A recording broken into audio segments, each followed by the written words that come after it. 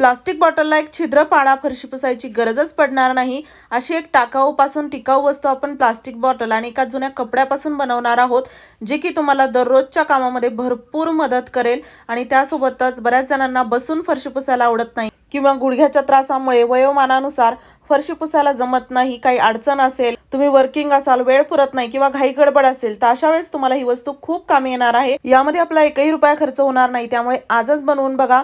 आणि इथे बघा आपल्याला लागणार आहे प्लास्टिकची बॉटल, जी की मीडियम साईजची देखील तुम्ही घेऊ शकता। आणि त्यानंतर आपल्याकडे असणारा टी शर्टचा एखादा जो कपडा असतो ना, थोडासा ओढल्यानंतर असा फाकतो, तर तसं एखादा टी शर्ट तुम्ही ते घेऊ शकता। पण माझ्याकडे ही पॅन्ट होती, जी की त्याचा टी शर्ट सारखाच कपडा होता, तर ही जुनी पॅन्ट मी इथे वापरत आहे। अशा प्रकारचा कोणताही कपडा तुम्ही वापरू शकता, जो की थोडासा खेचल्यानंतर ओढला जातो।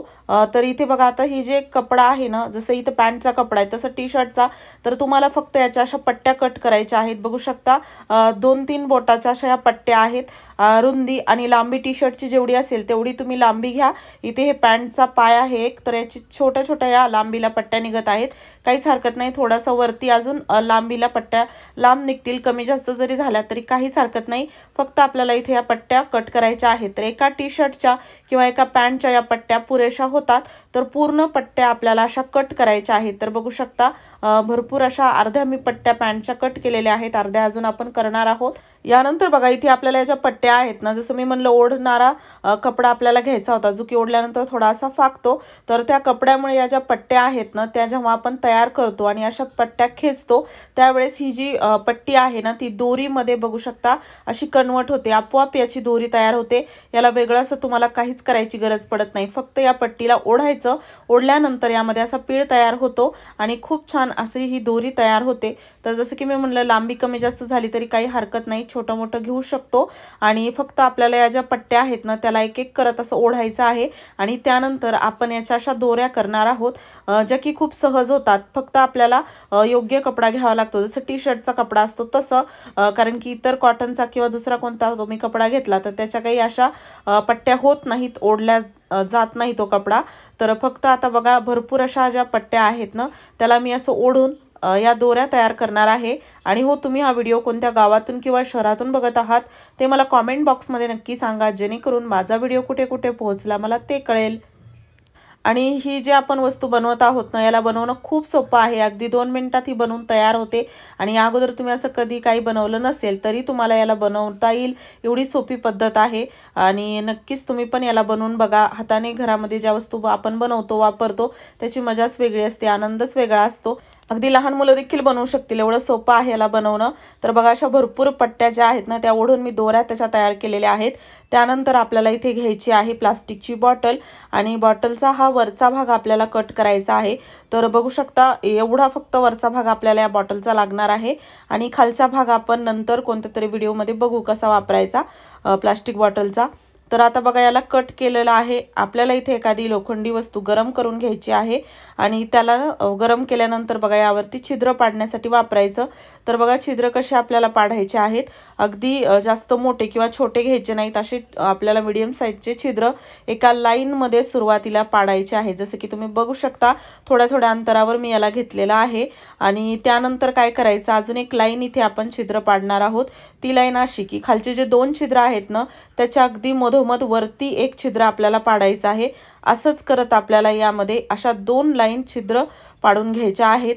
तर पूर्ण अगदी सहज होतं, गॅसवरती मी ते लोखंडी वस्तू गरम करून असे पूर्ण यावरती छिद्र पाडलेले आहेत। आणि काय होतं बघा, जे छिद्र आहेत ना ते छोटे नाही किंवा मोठे नाही ठेवले की वापरायला हे सोपं जातं आणि बनवायलाही सोपं जातं, त्यासोबतच दिसायलाही चांगलं दिसतं। तर बघू शकता अशा काहीशा आपल्याला इथे या 2 लाईन छिद्र पाडून घ्यायच्या आहेत।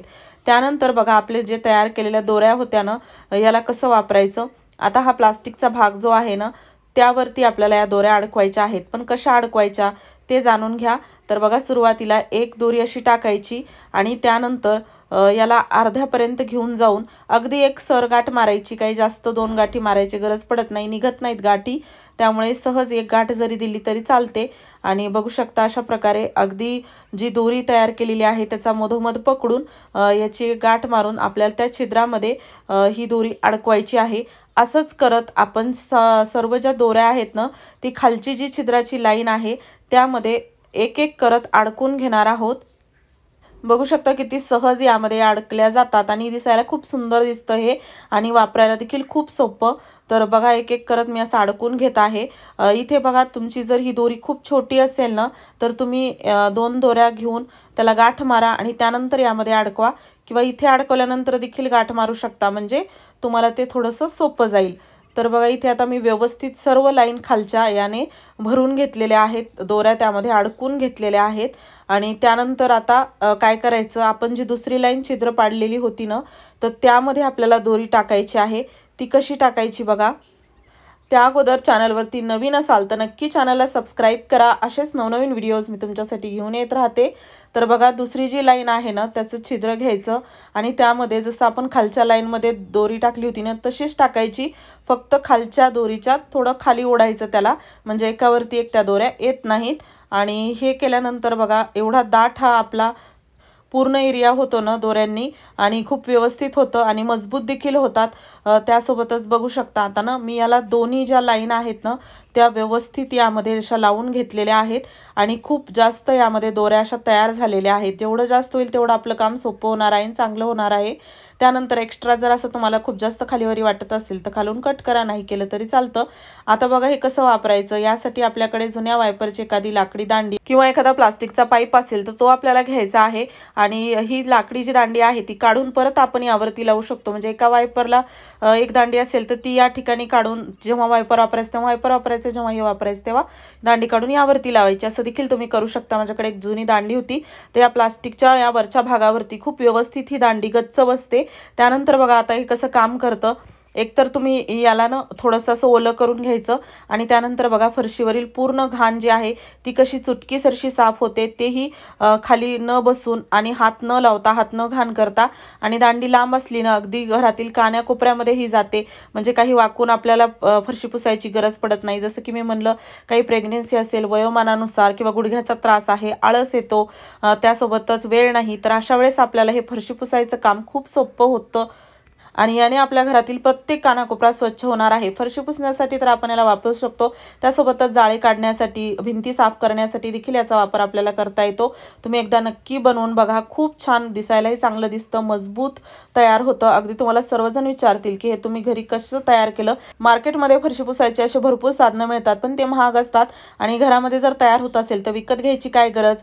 नक्की तुम्ही पण तयार करा आणि तुम्हाला हे वस्तू कशी वाटली कॉमेंटमध्ये सांगा। व्हिडिओ आवडला असेल मित्रपरिवारासोबत जास्तीत जास्त या व्हिडिओला शेअर करा, सर्वांना यामुळे घरी काम करताना मदत होईल।